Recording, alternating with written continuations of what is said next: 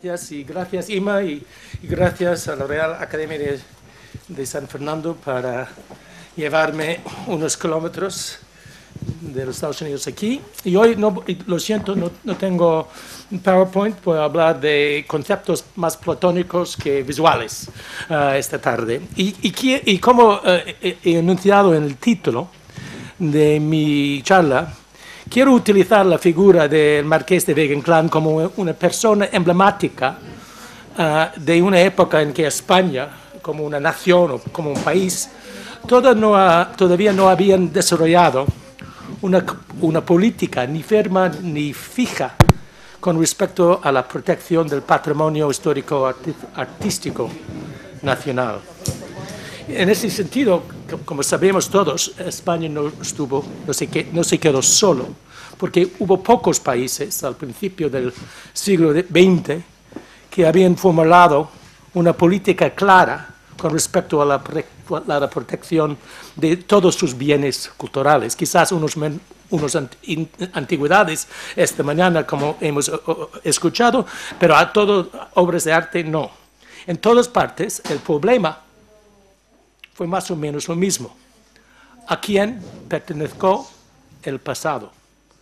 ¿A sus propietarios o a aquella abstracción todavía en construcción de la nación?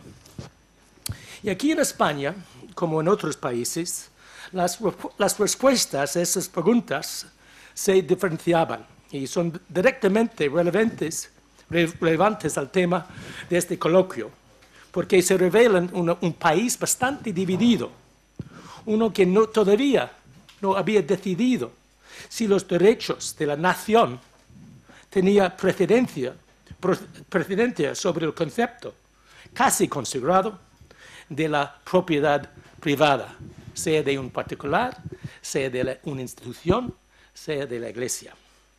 Y hoy en día hay muchos que no tienen problemas de utilizar tales palabras como expolio, expoliación, enajenación, robo, despojador, para referir a la venta por parte de individuos o por parte de instituciones. No tiene problema en referir a la venta de esos objetos de arte a compradores extranjeros en estos términos. Es expolio, enajenación, etc. Pero entiendo perfectamente la validez de esta retórica, dado que se refleja una época en que, por lo menos aquí en Europa occidental, el concepto de patrimonio nacional está aceptado casi por todos. Y por lo tanto, no se enfrenta y no se cuestiona muchas veces el derecho del Estado de intervenir en la disposición de la propiedad privada, algo que se expresó claramente aquí en España a partir de la legislación sobre el tesoro artístico implementada por la Segunda República a principios de los años 30. Pero antes, es decir, sobre todo a los principios del siglo XX, no era así. Por supuesto, no faltaba gente como el diputado Domínguez Pascual, el que en el año 4 propuso legislación que trató de proteger lo que él denominó, cito, los objetos de arte que servían de ilustrar la historia o perpetuar el recuerdo de los acontecimientos gloriosos de la nación. Sin embargo, había otros, entre ellos Pedro Rodríguez Sampedro, ministro de Instrucción Pública y de Bellas Artes, que tenía bastante simpatía para este concepto, pero a la vez el que hesitó cuando llegó al momento de restringir el derecho de un propietario de disponer de sus bienes en la manera que quisiera. Por lo tanto, estamos todavía en una época cuando no hubo mucho consenso en torno de la idea de un tesoro artístico nacional, ni aún, dado todos los varios movimientos nacionalistas de la época, no hubo consenso de lo que consistió la nación en letra mayúscula. Así creo cuando imponemos a aquella época palabras como la de expoliación, es algo ahistórico, en el sentido que no refleja bien la manera en que los contemporáneos entendían a la venta y exportación de obras de arte a compradores extranjeros.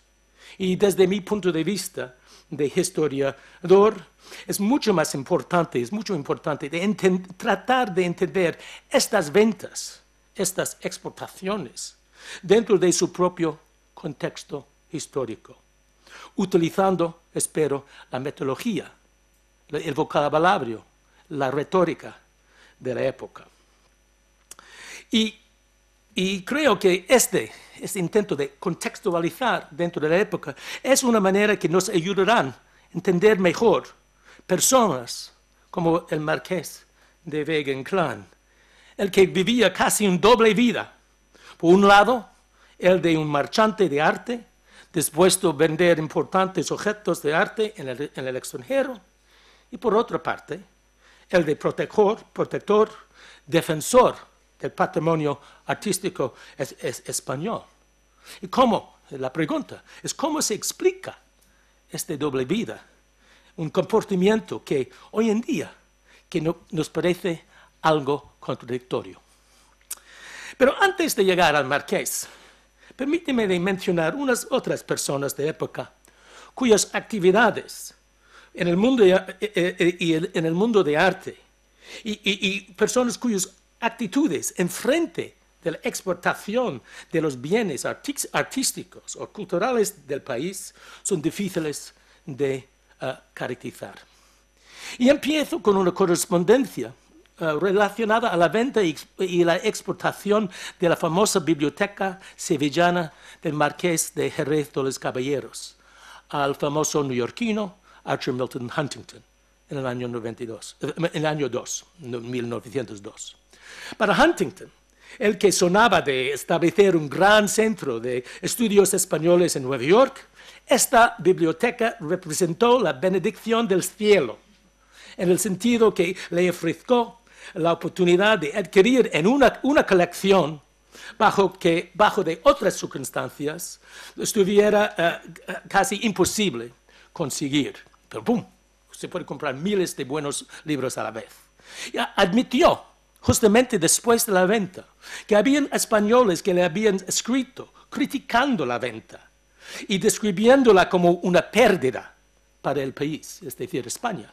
Pero al mismo tiempo dice en su diario que había recibido otras cartas escritas por españoles que entendían que su exportación representó no una pérdida, sino una oportunidad, en el sentido que al estar depositado en su centro y abierto al público, tenía esta nueva biblioteca trasladada la oportunidad de fomentar en los Estados Unidos, cito, el conocimiento de letras españolas. Entonces, no estoy seguro de quiénes fueran estos españoles capaces de escribir aquellas cartas, pero las posibilidades son varias. Uno, Marcelino Meléndez y Pelayo, el que aprendió de la venta de la biblioteca de una carta escrita por su amigo, el gran estudioso sevillano Francisco Rodríguez Marín.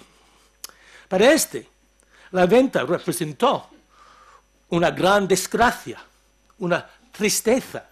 Y en una carta a Meléndez y Pelayo articuló claramente una doctrina de bienes patrimoniales, cuando afirmó que los libros, y le cito, que los libros eran de España antes que de su poseedor, es decir, el marqués de los Caballeros. Una postura que Meléndez y Pelayo, por lo menos al enterarse de la venta, compartió. Pero no se quedó allí el asunto, porque pronto la postura de Meléndez y Pelayo empezó a cambiar. En este caso, el catalizador fue la política de Huntington de preparar unas ediciones facsímiles de algunos de los libros raros que él había comprado en España, entre ellos La Celestina, una edición de Araucana, unos romanceros, etcétera, etcétera, etcétera. Así, dentro de un año, pudiera Menéndez y Pelayo escribir a Rodríguez Marín diciendo que yo no tengo relación directa ni indirecta con el señor Huntington. Y confieso a usted que lo miro con profunda antipatía, pero porque ha venido a despojar a España de sus mejores libros, haciendo alarde de su riqueza. Pero, y aquí es la parte importante, pero al fin del lobo, un pelo. Y si nos dan reproduciendo algo de lo que ha llevado, eso iremos ganando. Curioso. 2 años más tarde, y después de recibir otras facsímiles realizadas por parte de Huntington en Nueva York, la actitud de Meléndez y Pelayo con respecto al neoyorquino había girado por unos 180 grados, en el sentido que, en vez de expresar antipatía para este señor neoyorquino, él casi entró el campamento del enemigo, y porque se quedó impresionado por la calidad de los facsímiles que él había recibido, y podía así informar a su amigo sevillano lo siguiente, le cito: ¿qué actividad tan bien empleada la suya? ¿Cuándo habrá aquí capitalistas que le imitan? Interesante. Entonces, pérdidas, por supuesto, pero pensó de contemplar, pensar de un provecho general con la difusión de la cultura española que representó las ediciones de los facsímiles hechos por Huntington. Entonces, otro candidato que pudiera entender la obra de Huntington en términos parecidos fue el gran estudioso de arte español Aureliano Berrueta y Moret. Este también es un buen ejemplo de una persona que, a pesar de todo lo que había hecho para mejorar el entendimiento y el estudio del arte español, estuvo a la vez uno que no vacilaba en vender personalmente o por lo menos de facilitar la venta de cuadros de importantes artistas españoles en el extranjero, entre ellos obras de Velázquez, del Greco, Goya, etc. Sus actividades en este campo son más o menos conocidos, pero merece la pena de citar la carta que escribió a su amigo Joaquín Sorolla en el año 1910, justamente después de la venta por parte de Berrueta de una cuarentena de dibujos de Goya en París, para unos 40.000 francos. Berrueta admitió que estuvo algo triste con la venta, pero encontró una manera de justificarlo. Le cito: en fin, cuando las cosas, por buenas que sean, se cotizan a estos precios, hay que venderlas. Es mi criterio y creo que haber obrado con juicio. Es decir, provecho personal primero, los intereses de la cultura, del patrimonio nacional segundo. En cuanto a la posibilidad que era Berrueta, que era uno de los españoles que había felicitado a Huntington para la compra de la biblioteca sevillana, no tengo prueba directa, pero tenemos un reflejo de su pensamiento sobre la importancia de divulgar, de difundir conocimiento de la cultura española en el extranjero en una otra carta, también dirigida a Huntington, en el año 13. Le había invitado a Berrueta a Nueva York para ofrecer un ciclo de conferencias sobre el tema de la historia de arte español. Greco, Velázquez, etc. Berrueta se encantó con la posibilidad de ir a Nueva York, ¿por qué no? Y contestó a Huntington así: el viaje a América me seduce por muchos conceptos. El vulgarizar allá nuestro arte lo estimo cosa capital para todos. Las frases, vulgarizar allá nuestro arte, cosa capital para todos. Estas frases son muy llamativas. También invocan ideas parecidas a las que Menéndez y Pelayo había dirigido a Huntington unos años antes, cuando le alababa por difundir a través de sus facsímiles un conocimiento de las obras clásicas españolas y las letras españolas en los Estados Unidos. Y de mi punto de vista, esta idea, la de vulgarizar, o mejor dicho, difundir conocimiento de la cultura española en el extranjero, también nos sirve de entender mejor la manera en que Berruete, junto con muchos otros de sus contemporáneos que estaban metidos en el tráfico de arte y de cultura, podrían justificar la venta y exportación de bienes artísticos en el extranjero. Y con este pensamiento llego por fin al titular de mi charla, el Marqués de Vega Inclán.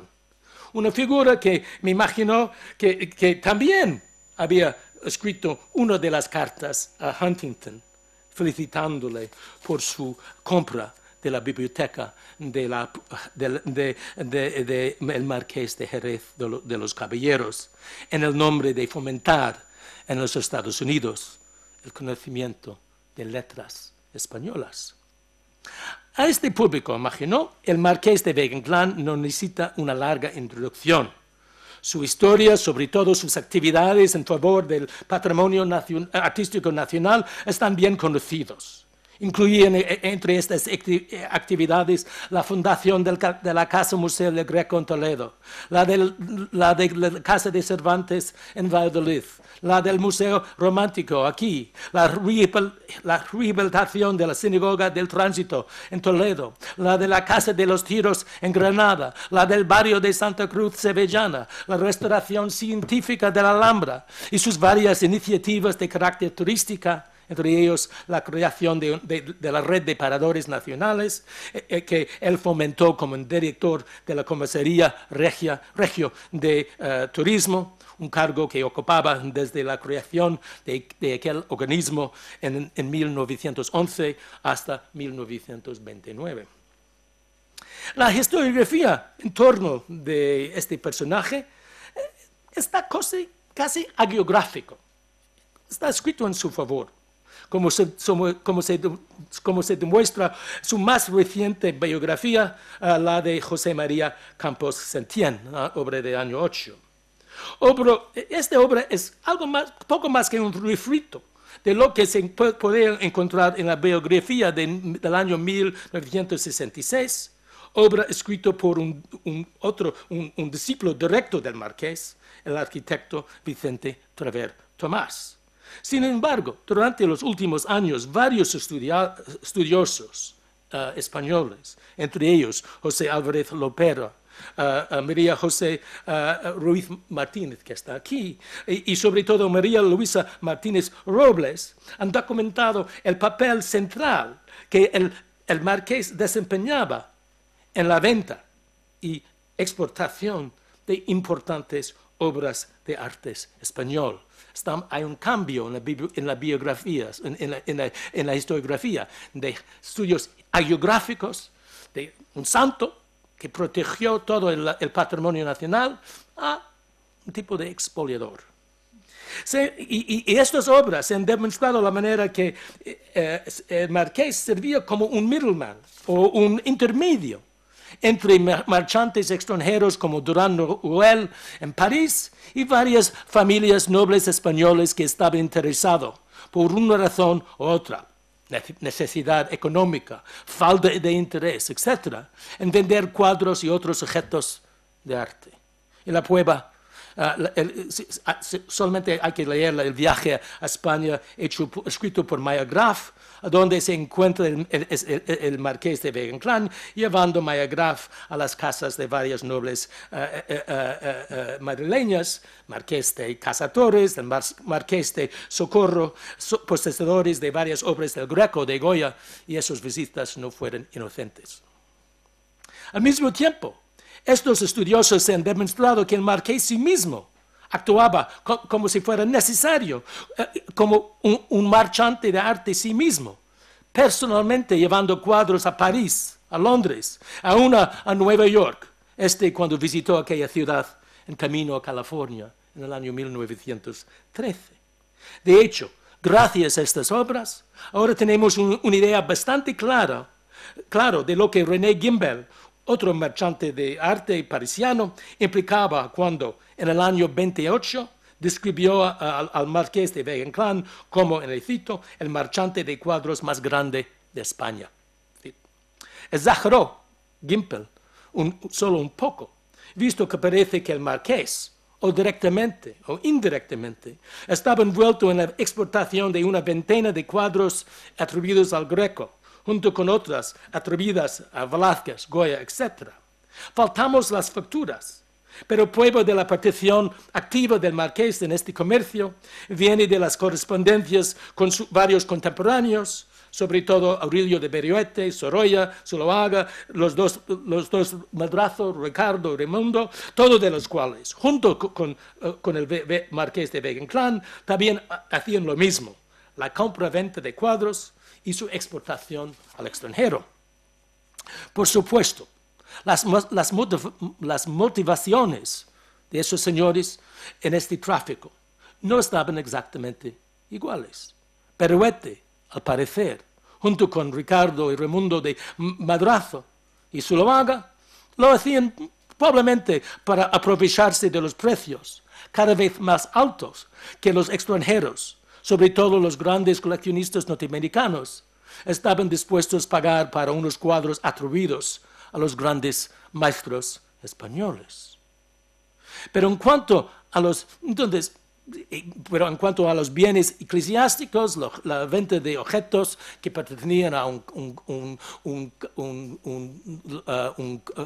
capítulo del Catedral de Valladolid, por ejemplo, tenía la idea de exportar ventas o vender obras de arte para sacar el dinero necesario para atender a sus obligaciones parroquiales. Entonces era el bien de la iglesia y el bien de los parroquianos justificaban la venta de obras de artes, y sobre todo la venta de artes que no tenía nada que ver con la celebración del culto, una arqueta de árabe, por ejemplo, algo que vendió la Catedral de Zamora alrededor del año 1911. Entonces, hubo motivaciones distintas, pero las motivaciones del marqués estuvieron algo diferente.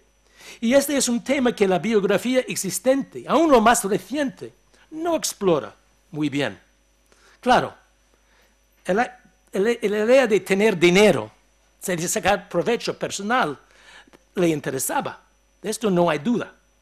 Pero en su casa hubo algo más que sacar dinero para su provecho, su ganancia personal. Más bien, al fondo de sus actividades como marchante de arte, yació la idea de divulgación de su cultura, es decir, la cultura española y la arte española también. O para utilizar una palabra que él utilizaba muchísimo, el vender estos objetos representó un tipo de propaganda, una propaganda en favor de su patria, que él amaba mucho.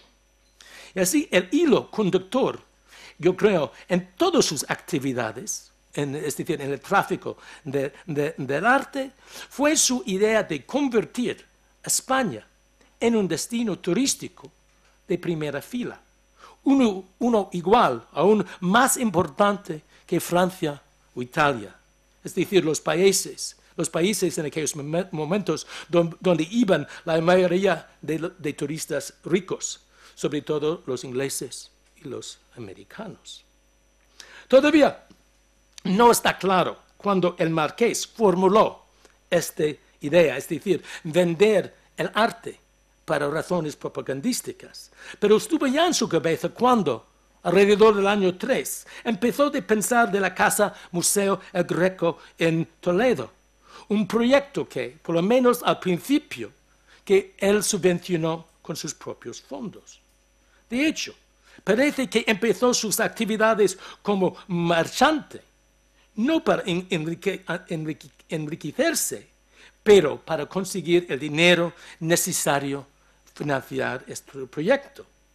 Así empezó lo que nos parece la contradicción en su vida, es decir, la idea de promover la venta y exportación de obras de Greco, al mismo tiempo que dirigía el montaje del Casa Museo de este mismo artista.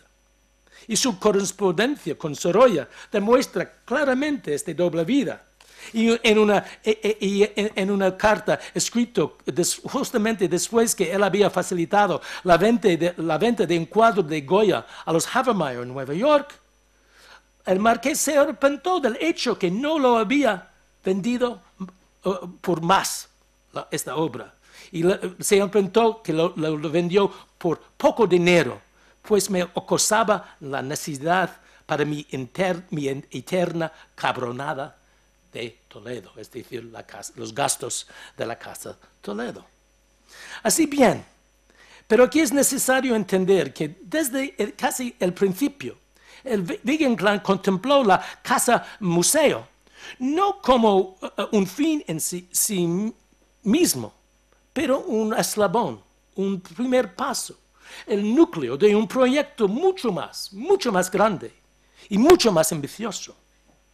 Así se puede citarle directamente cuando él refirió a este museo monográfico, la Casa Museo, como, le cito, el punto de partida de un museo de arte español, donde se conozca y estudie especialmente nuestra gloriosa pintura desde el Greco hasta nuestros días, exhibiéndose las obras con todos los elementos, condiciones y ambiente que deben tener los museos para lograr la más intensa y refinada contemplación.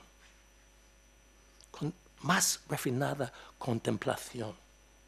Pero no imagino el marqués que sirvió este museo solamente, estrictamente, para la contemplación de los españoles. Más bien, constituyó parte de su gran plan turístico de convertir todo el país en el destino preferido de los americanos, tanto del norte como del sur, como él dice en el año 12, cuando explica que su gran reto, su gran idea era facilitar viajes a España y por España. Procurar que los millares de turistas de Sudamérica que van a Europa todos los años pasen por España, aunque solo de tránsito. Ellos tienen que parar aquí. Quiso organizar expediciones, embajadas y peregrinaciones cívicas a la madre patria, y entre ellos peregrinajes al Casa Museo de Toledo. En ese sentido, Wegener había abrazado el concepto de hispanismo, un tema importantísimo en aquella época. Pero su interpretación del hispanismo es algo diferente, porque incluyó la idea que el hispanismo debería incluir no solamente los hispanos, la gente de la raza hispana de América del Sur, pero gente de América del Norte también, los Estados Unidos sobre todo. De hecho, casi se desarrolló lo que podemos describir una obsesión con los Estados Unidos. Una obsesión que se empezó a manifestarse en el séquito de la derrota de España en la guerra de 98.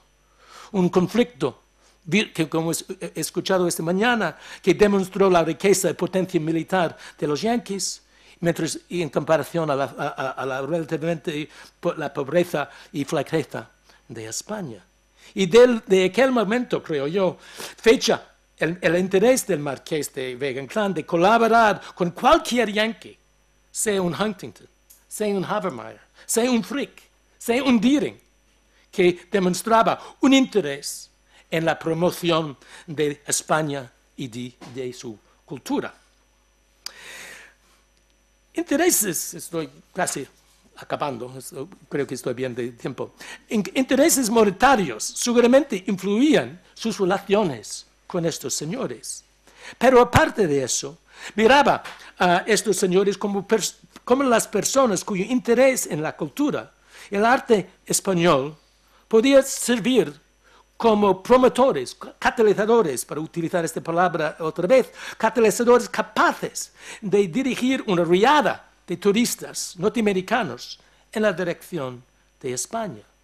Y de esta riada, lo que demuestra claramente los papeles de la Comisaría Regio de Turismo actualmente conservado en el archivo del Palacio Real, España pudiera sacar grandes, enormes riquezas y ganancias inestimables. Visto así, América, visto por Vega Inclán, constituyó el bote de oro al fin de Arco Iris. Y lo había así especialmente después de su recorrido por el país en 1913, durante lo cual, aparte de Nueva York, visitó a Washington, a Texas, Nueva México, California, San Francisco, Chicago, etcétera, etcétera, etcétera. Entonces estaba ahí fascinado de lo que entró en todo este continente tan grande, el país que es casi un continente. Por lo tanto, no sorprende que al volver de este viaje, inició varios proyectos relacionados con los Estados Unidos, destinados a atraer norteamericanos, nuevos hoteles, restauraciones de barrios y casas que fueron organizados de captar la imaginación norteamericanos y atraer los ricos turistas norteamericanos al país. Y este mismo fin, creo yo, animó sus actividades como marchante de arte. Y como lo dijo claramente en una carta, le cito, el vulgarizar allá nuestro arte lo estimo cosa capital para todos.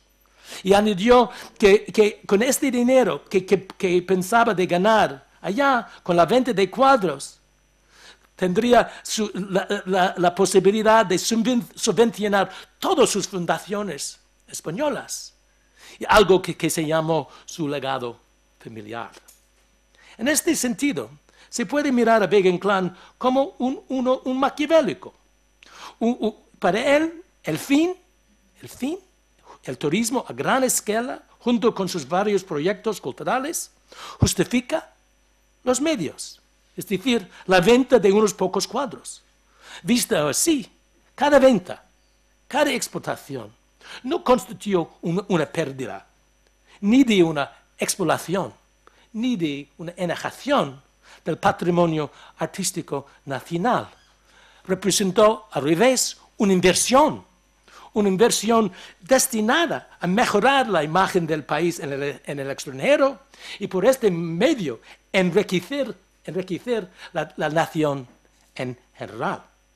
Por esta razón, creo que tenemos que actuar con cautela cuando utilizamos palabras como explotación en referencias a personas como Vega Inclán y también muchos otros contemporáneos españoles que junto con él estaban envueltos en el tráfico del arte.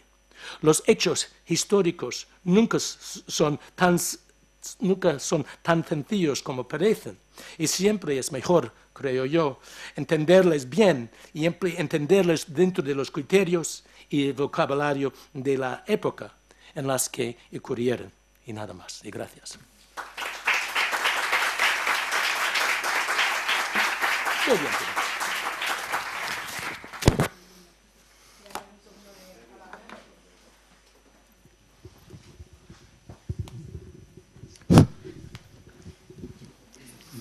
Le felicito por esta intervención que desde luego da en la en la diana de lo que quiere Inmaculada Socias desde los orígenes, que sean objetos de debate, sí, que hablemos del comercio de arte sin restricciones de ningún tipo. Y efectivamente, filántropos como este, pues hay muchos. Hay unos filántropos. Yo nunca he hablado con un comerciante de arte que no me justifique sacar una pieza que está mal conservada en una iglesia para pasarla al mercado porque se va a conservar mucho mejor, y lo hacen por el arte, lo hacen siempre por el arte. En cuanto a la correspondencia, pues hombre, a veces estos filántropos podían pretender pasar un poco más a la historia, porque a veces lo hacen con nombre falso, sino que podían, para no lo digo por el Marqués de la Bella Inclán, pero hay otros que hacen operaciones de estas, cartas, escriben cartas en clave, etcétera, etcétera, cuando si lo hiciesen de una manera más transparente, esa filantropía se vería más, ¿no? En los archivos, en las bibliotecas, y en esta casa ocurre, faltan cosas. Faltan cosas porque yo no sé, pero me acuerdo cuando estaba estudiando los Campi Flegrei de Hamilton, que son 50 y tantas láminas iluminadas en gouache, en los 2 ejemplares que tiene esta academia, que llegaron íntegros a la academia en el siglo XVIII, en los 2 faltan láminas. En algún momento los han cortado, las han arrancado, y no es una biblioteca a la que se haya accedido mucho. Y en colecciones, en documentos, etcétera, pues faltan cosas. A mí me contaba hace no mucho tiempo, cuando empecé yo a ocuparme de cosas del museo, que los dibujos de la academia, o ciertos dibujos de la academia, llevan una rúbrica, parece ser, de algún bibliotecario, para eso que se hace, para ponerle una marca, y un dibujo que por esa rúbrica debió haber estado en la academia, y me aseguran que ese es un tema, dice, eso lo tenemos que estudiar, ya se han fijado en él otros que han pasado por aquí, etcétera. Pues es que el dibujo de Miguel Ángel que tiene el Metropolitan tiene esa rúbrica del bibliotecario de la academia. Y claro, para promocionar el arte español no se vende en Estados Unidos un dibujo de Miguel Ángel. Cuando pedí información a ver qué se sabía, resulta, y está puesto en la página web del Metropolitan, que quien vendió ese dibujo al Metropolitan fue Beruete. Y entonces pregunté yo, pero bueno, no, pero qué raro, no, porque Beruete, pero si es un hombre de mucho dinero, de tal, no, ese no, Beruete no puede haber sido que lo hiciera por ninguna otra cuestión y tal. Por eso me ha sorprendido ahora que Beruete también, con el mismo ánimo divulgador, haya vendido 40 dibujos de Goya en París. Entonces, al final, yo creo que están poco estudiados estos filántropos de principios del XIX.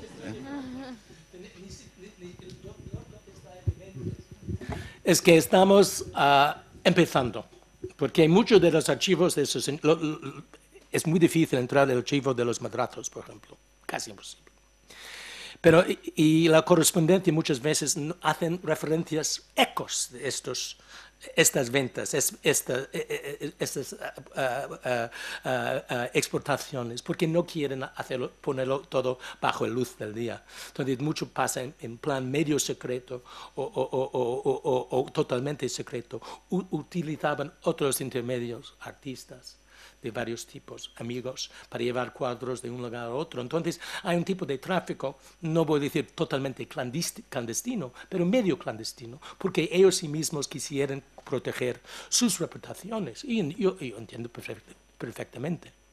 Pero hubo motivaciones distintas. No todos estos señores metidos en el tráfico actuaban por las mismas razones, con algunos para fines totalmente monetarios, otros con justificaciones más elaboradas. Y ahí tenemos que profundizar nuestro conocimiento de esos señores y sus amigos. Y los marchantes, y había muchos, sean aquí en Madrid, en Barcelona y otras ciudades.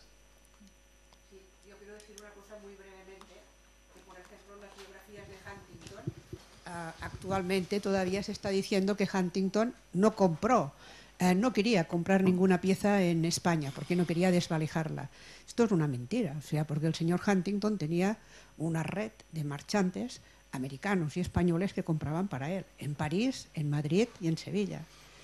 Entonces, bueno, no voy a decir nada más sobre esto, pero que bueno, que vale la pena de profundizar en ello, sí. Pero también es más complicado, porque dijo a la vez que, sí, dijo siempre, compro libros en España, pero no obras de arte. Pero hubo gente llevando obras de arte a Londres para su inspección.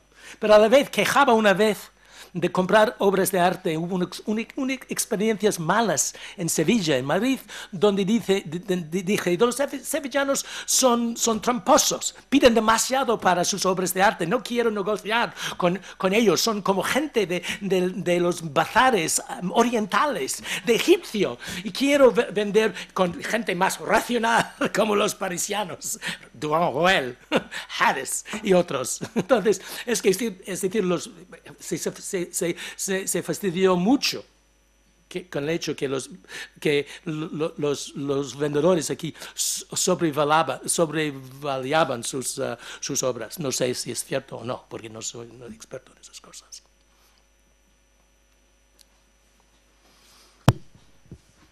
Sí, muy brevemente. Yo, bueno, voy a ir un poco en la línea contraria, es decir,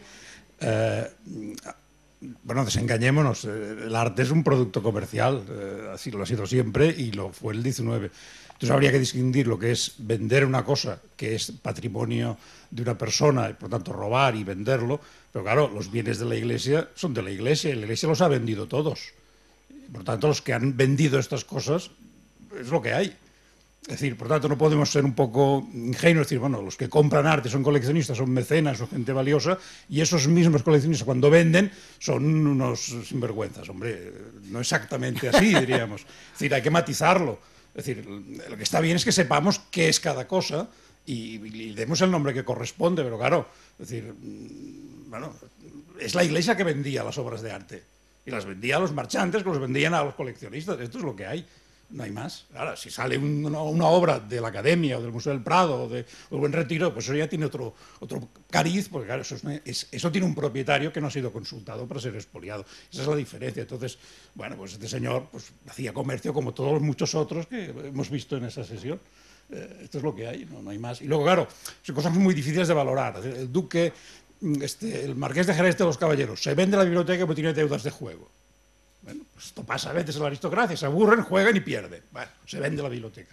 ¿Qué es mejor? ¿Que se la venda a un rico americano que la tiene unida y se puede consultar? ¿O lo que hizo su hermano, que tenía otra biblioteca paralela, el duque de Cerclaes, de tema histórico, bueno, que ahora no sabe dónde está porque se ha ido vendiendo y se ha dispersado? Sí, se dispersado. Entonces, claro, dices, bueno, pues lo ideal sería que estuviera en Sevilla, claro. Que lo hubiera comprado el Estado o el Ayuntamiento o quien fuera. Pero si esta situación no se da porque los poderes públicos no llegan en ese momento, pues eso es un mal menor. Desengañémonos, es así.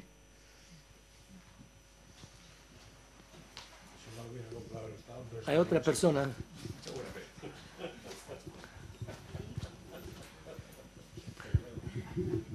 Bueno, un poco al hilo de lo que decía también, yo creo que en muchas ocasiones no solamente eran particulares o marchantes los que vendían, sino también eran, como durante la desamortización, pues incluso comisionados, gente que estaba, o sea, que era del gobierno, que eran de instituciones públicas las que promovían la venta o vendían a esos marchantes.